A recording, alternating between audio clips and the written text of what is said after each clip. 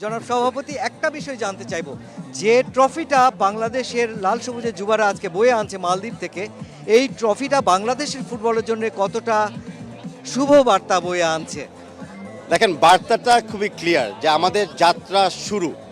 Final জিতেছি, ট্রফিটা ঘরে আসছে, বাট আরও ট্রফি আসার যে একটা কালচার যে আমরা দেখতে চেয়েছি, সেটার আমরা যাত্রা শুরু করতে চাচ্ছি। তো আজকে আমাদের অতীতে আমাদের নারী দল কোয়ালিফাই করে একটা যাত্রা দেখিয়ে দিচ্ছে, আমরা এশিয়ান লেভেলে খেলবো। আর আজকে আমাদের অ্যাটলিস্ট ইউথ টিম থেকে আমরা দেখতে পারতেছি যে ভবিষ্যৎ আমাদের খুবই উজ্জ্বল।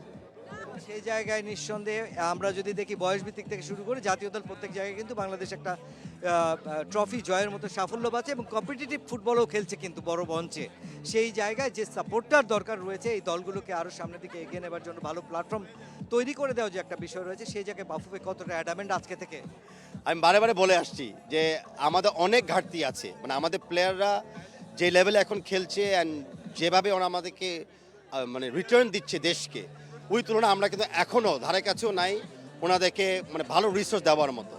আমরা বাফুফ থেকে মাননীয় প্রতিমন্ত্রী আমিনুল হকের সাথে কথা বলেছি যেন মন্ত্রণালয় এগিয়ে আসে, কিছু প্রাইভেট সিটি এগিয়ে আছে। আমরা সম্মিলিতভাবে একটা ভালো ফেসিলিটিস ওনাদের জন্য তৈরি করতে চাই।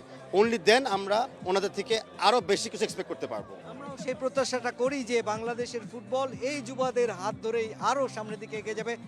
শুধু দক্ষিণ এশিয়া নয়, এই দক্ষিণ এশিয়া ছাড়িয়ে এশিয়ার মঞ্চে এবং এশিয়ার মঞ্চ পেরিয়ে বিশ্ব মঞ্চে নিঃসন্দেহে যাবে এবং সেই জন্য বাফুফে কাজ করবে এবং সেই জন্য আপনাদের ডেডিকেশনটাকেও আমরা স্বাগত জানাই। ধন্যবাদ আপনাকে স্টার প্লেতে সময় দেওয়ার জন্য। Thank you.